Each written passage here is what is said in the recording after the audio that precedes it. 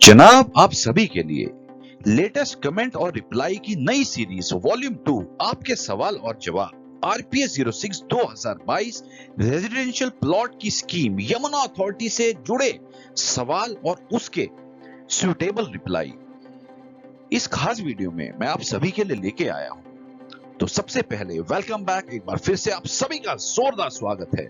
और जो पहली बार आए हैं, मैं रिक्वेस्ट करता हूं इस चैनल को जरूर सब्सक्राइब करें और चलिए वीडियो को जल्दी से आगे बढ़ाते हैं। तो जनाब, सबसे पहला जो सवाल मेरे को दिखा, क्या एक आदमी 90 120 मतलब दोनों प्लॉट के लिए अप्लाई कर सकता है या नहीं? मतलब एक आदमी दो प्लॉट के लिए अप्लाई कर सकता है या फिर दो से ज्यादा या नहीं? तो चलिए आप सिर्फ क्लॉज नंबर 15 एलिजिबिलिटी का क्लॉज नंबर 3 पढ़ें और क्लॉज नंबर 5 पढ़ें। सबसे पहला आपको मैं ये बता देता हूं, आप क्लॉज नंबर 3 सुन लीजिए। Eligible person can apply for one plot under this scheme, मतलब आपको एक ही प्लॉट में आप अप्लाई कर सकते हैं। दूसरी बात, क्लॉज नंबर 5 पढ़िए। एप्लीकेंट हो या को एप्लीकेंट हो, को एप्लीकेंट भी अभी कवर करेंगे, और भी कमेंट्स आए हैं, वैल्यूएबल कमेंट्स हैं। तो या स्पाउस हो या कोई माइनर डिपेंडेंट चिल्ड्रन हो, सिर्फ आप अप्लाई कर सकते हैं ओनली वन प्लॉट का।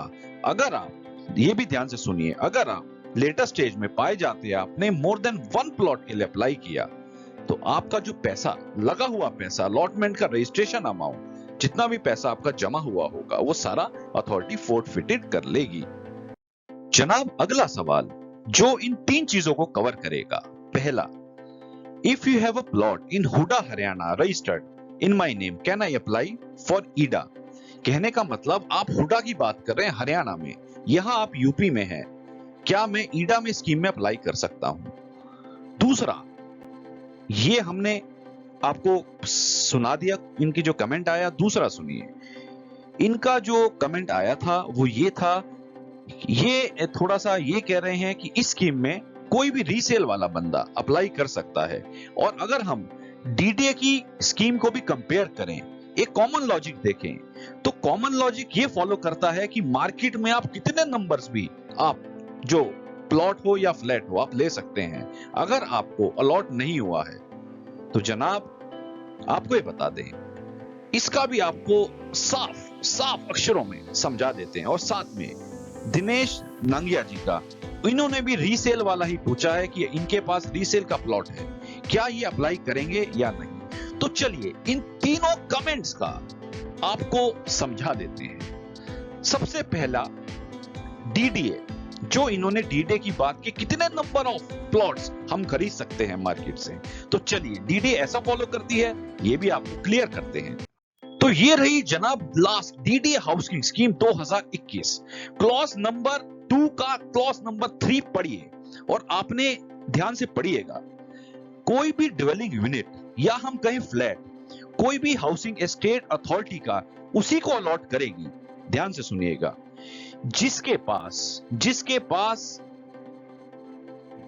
पास in full does not on, समझ लीजिए इन फुल या फिर पार्ट में कोई लीज होल्ड या फिर फ्री होल्ड, कोई भी रेजिडेंशियल प्लॉट जिसका एरिया, या हम फ्लैट की बात करें जिसका एरिया 67 स्क्वायर मीटर से ज्यादा का, पूरी दिल्ली में, अर्बन एरिया ऑफ दिल्ली को ये कवर कर रहे हैं, पूरी दिल्ली के राज्य में किसी के पास कोई भी प्लॉट या फ्लैट अगर 67 स्क्वायर मीटर से ज्यादा का आता है, तो वो इसमें इस स्कीम में अप्लाई नहीं कर सकता। ये डीडीए बोलती है। अब वहां से कमेंट हमें मिल रहा है, डीडीए के लिए जितने नंबर ऑफ प्लॉट्स हो मार्केट से आप खरीद सकते हैं, ले सकते हैं और इसमें अप्लाई कर सकते हैं, तो ये बिल्कुल गलत है।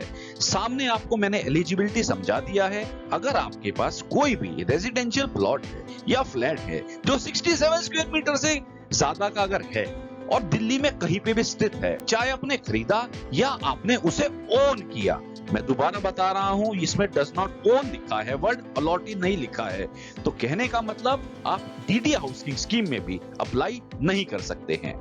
अब हम जनाब बात करते हैं अपनी ईडा की स्कीम आरपीएस 06 2022 की। इसमें ध्यान से सुन लीजिए और समझ लीजिए eligibility clause number 3। Eligibility clause number 3 साफ कहता है कि एलिजिबल पर्सन वो ही है जो एक प्लॉट में अप्लाई करेंगे। दूसरा, those who have already allotted, ध्यान से सुनिएगा, अलॉटेड, और साथ में those who have been already residential plot flat in any scheme, मतलब उनके पास कोई भी, एक तो इन्होंने बात कर दी अलॉटेड का, दूसरा इन्होंने बोला अगर आपके पास कोई भी रेजिडेंशियल प्लॉट या कोई भी किसी भी स्कीम का, इन एनी स्कीम वाला बोल रहे हैं, कहने का मतलब इसमें रीसेल ही समझ में आता है, वो इसके लिए एलिजिबल नहीं है इस अलॉटमेंट में। अगर पाए जाते हैं तो आपका पैसा डेफिनेटली फोर्टफिटेड की बातें इसमें कही हैं।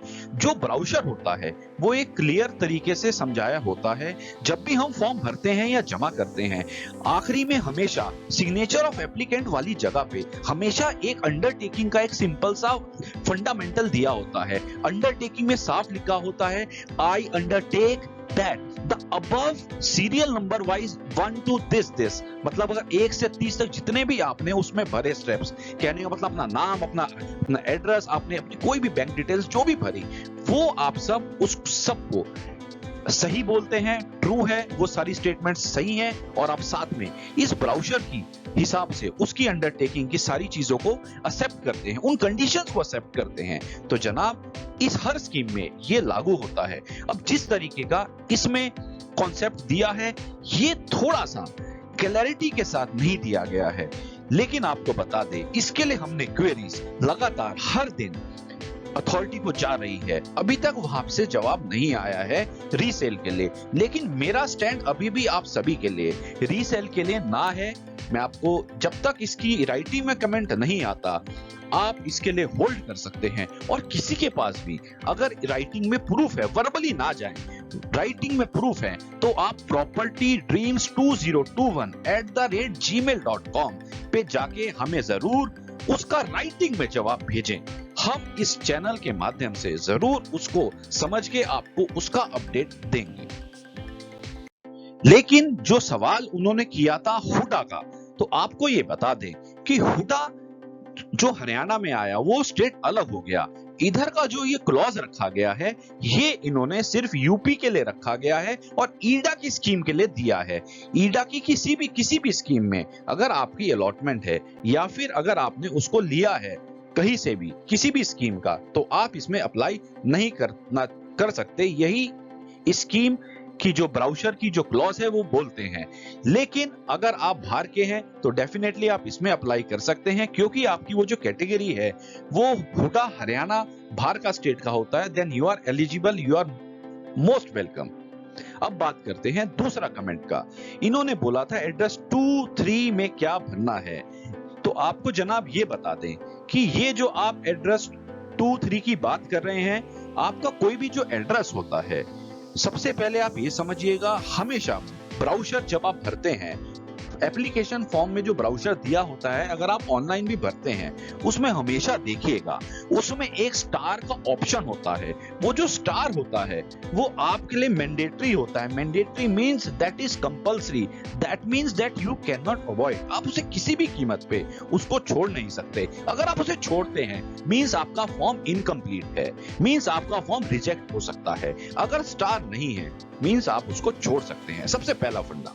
दूसरी चीज, एड्रेस की अगर हम बात करें 1, 2 या 3, आपका कोई भी एड्रेस कभी भी एक लाइन में नहीं आता, तो इसलिए वो ऑप्शन दिए जाते हैं कि आप जैसे फॉर एग्जांपल एक DA ब्लॉक है, एक प्लॉट नंबर कुछ करके है, साथ में वो गली नंबर कुछ है, और साथ में वो कोई नगर में आता है या किसी जगह पे आता है, और किस स्टेट का है, साथ में पिन कोड, ये सारी की सारी चीजें आप हर एक एड्रेस में 1 बाय 1 डाल सकते हैं। वो इस तरीके से दिया होता है। लेकिन आपका एड्रेस आप किसी में भी डालें, अगर वो पहली लाइन में आ रहा है, नहीं तो आप उसे दूसरे एड्रेस में जाके उसमें क्लिक करके डाल सकते हैं। लेकिन आपका एड्रेस जरूर कंप्लीट होना चाहिए, and that must have to match with your identities। Means आप जो भी सबमिट कर रहे हैं, अपना आधार कर रहे हैं, जो भी आप वैलिड एड्रेस प्रूफ दे रहे हैं इस फॉर्म के साथ, वो आपका मिसमैच नहीं होना चाहिए।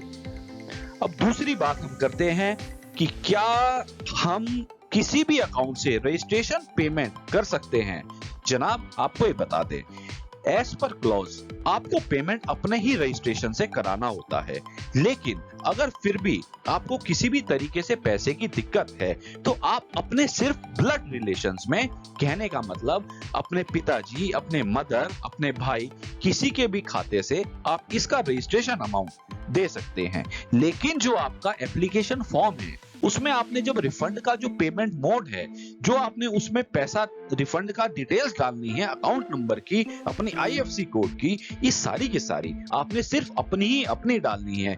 ये नहीं आपने लिया अपने पिताजी से पैसा रजिस्ट्रेशन अमाउंट का और आपने उसमें अकाउंट की जो डिटेल्स डाल दी अपनी फादर की। जब रिफंड होगा उस टाइम पर अथॉरिटी चेक करती है कि ये जो एप्लीकेंट है क्या अकाउंट नंबर इसे मिसमैच तो नहीं कर रहा, एप्लीकेंट नेम और अकाउंट की जो डिटेल जहां पे रिफंड होना है पैसा, इस चीज का जरूर ध्यान रखिए। जनाब अगला सवाल, मैं इस कमेंट को लास्ट टाइम में कवर नहीं कर पाया था सर, मेरे सवाल का जवाब नहीं दिया। को एप्लीकेंट में क्या भरना है, क्या ये मैंडेटरी फील्ड है या इसे ब्लैंक छोड़ दिया जाए, ये रिजेक्ट तो नहीं हो जाएगा? उदय चोपड़ा जी ने बोला नहीं, अगर आप मैरिड है तो आप इसमें तभी भरे, अदरवाइज आप इसमें को एप्लीकेंट में नो भर दे। ऐसा नहीं है कि अगर आप मैरिड हैं आप तभी भरे। चलिए ब्राउज़र का क्लॉज समझते हैं। जनाब सबसे पहले एप्लीकेंट और को एप्लीकेंट क्या खेल है समझ लीजिएगा। किसी भी फॉर्म को आप भरना चाहते हैं, आपके पास पैसे की है दिक्कत, तो सरकार आपको बोलती है कि आप को एक प्रावधान दिया जाता है एप्लीकेंट के साथ को एप्लीकेंट का, मींस जॉइंट नेम को जोड़ने का, ताकि आपको पैसे देने में या किसी भी तरीके की हिस्सेदारी में या आप 50-50% में अपनी इसको जॉइंट प्रॉपर्टी बनाना चाहते हैं, वो प्रावधान करने के लिए को एप्लीकेंट जुड़ सकता है। सबसे पहली बात, क्या को एप्लीकेंट सिर्फ वाइफ जुड़ सकती है? नहीं, ऐसा नहीं है। आप ब्राउज़र का पढ़िए क्लॉज नंबर 15 का 2, को एप्लीकेंट कौन बन सकता है? कोई भी बन सकता है, सिर्फ वाइफ नहीं, कोई भी वो बन सकता है जो आपके इमीडिएट फैमिली, जो आपके ब्लड रिलेशन में आता है, जो आपके ब्लड रिलेशन में आता है वही आपका को एप्लीकेंट बन सकता है। मींस मदर भी बन सकती है, मींस फादर भी बन सकते हैं, ब्रदर भी बन सकते हैं, सिस्टर भी, सन भी, डॉटर भी, हस्बैंड भी, वाइफ भी, इनमें से कोई भी आप अप्लाई कर सकते हैं as joint name as a co applicant. शर्त ये है मदर और सन अगर ले रहे हैं एज अ को एप्लीकेंट, तो जो मेजोरिटी में जो आप को एप्लीकेंट ले रहे हैं दोनों की एज मस्ट हैव अटेन 18 साल। 18 साल होना जरूरी है, ये आप जरूर इस चीज का ध्यान रख ले। इसका फायदा हर एक इंसान को को एप्लीकेंट का इसलिए मिलता है ताकि अगर आपको प्रॉपर्टी आप परचेज कर रहे हैं और को एप्लीकेंट आप जोड़ लेते हैं, तो आप जब भी को एप्लीकेंट जोड़ेंगी उसके बाद अगर आपका इसमें नाम आ जाता है, तो आप जब भी इसके लिए कभी भी पैसा, धनराशि आपके पास पूरा नहीं हो रहा, तो आप दो जने मिलके as a co applicant and applicant, दोनों जो दो जने मिलके बैंक से इजीली आप लोन अवेल कर सकते हैं। कहने का ये मतलब एप्लीकेंट तो कंपलसरी है, लेकिन को एप्लीकेंट अगर आप भरना चाहते हैं, इच्छुक है, एज अ जॉइंट नेम लेना चाहते हैं तभी भरे, अदरवाइज आप उसको ब्लैंक छोड़ सकते हैं। तो जनाब ये था अभी तक का वॉल्यूम 2। और कमेंट्स आ रहे हैं और पीछे जो छूटे हैं मैं उनको भी कवर करूंगा नेक्स्ट वॉल्यूम 3 में। वीडियो को जरूर लाइक करना ना भूले, जो नए हैं दमदार तरीके से चैनल को सब्सक्राइब करना ना भूले, कमेंट करें, ज्यादा से ज्यादा इस वीडियो को शेयर करें, हर चाहने वाले तक पहुंचाए। अभी फिलहाल के लिए दीजिएगा मुझे इजाजत, मिलता हूं एक खास नई अपडेशन के साथ। गुड बाय, धन्यवाद।